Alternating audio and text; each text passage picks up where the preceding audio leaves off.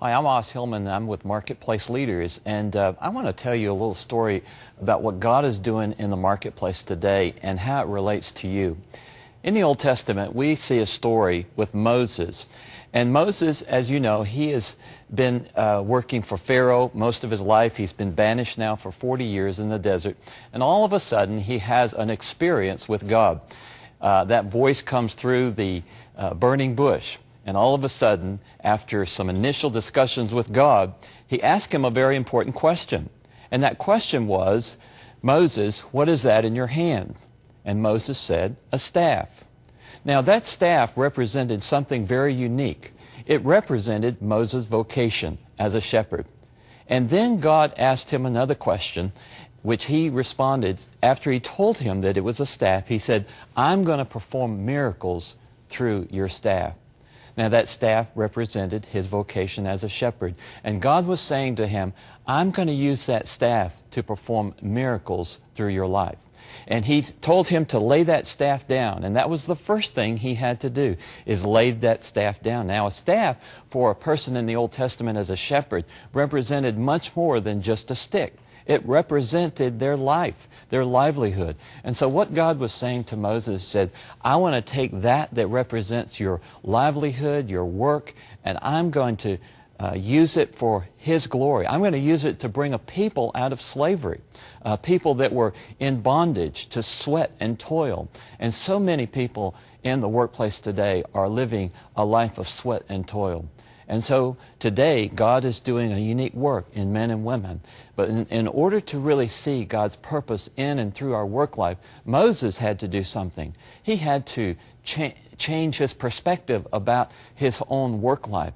And one of those perspectives was that he had to lay that staff down.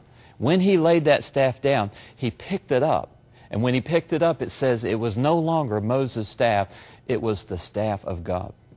And God began to use that staff to perform miracles and bring a people who were in slavery out of slavery. And that is what God is doing today. He is speaking to people all over the world to say that, look, your faith life and your work life is no longer to be separated. It's to be integrated. And so God is using men and women all over the world to bring Christ into the very area where they spend 60 to 70% of their time. God is moving today. He's speaking to a remnant that's been very silent. I believe what God is doing is He's changing this 80-20 rule from 20% of the people involved in ministry to 80%, where we're beginning to see how our work lives can actually be agents for transformation in our workplaces, our cities, and even nations. And God is doing this. And so I want to invite you to really reconsider how you're thinking about your work life. You know, it says in Colossians 3 that whatever you do, do for the glory of God, and that there's an inheritance in that very thing that you do every day. And so I want to invite you to really think about that God has called you to really impact your work, to be an instrument of righteousness and integrity, and to even experience signs and wonders in your own life. God will give you the strategy to succeed in work. He'll show you new ways of doing things. And so we live in an exciting time where God is moving dramatically in the workplace. And I believe part of the reason for that is that we're in the end times. And as God raises up His body to have an end time move, it's going to be through men and women in the workplace, because those are often the places that have spiritual authority. So I want to just leave that with you today and encourage you to think differently about your work, because your work does matter to God.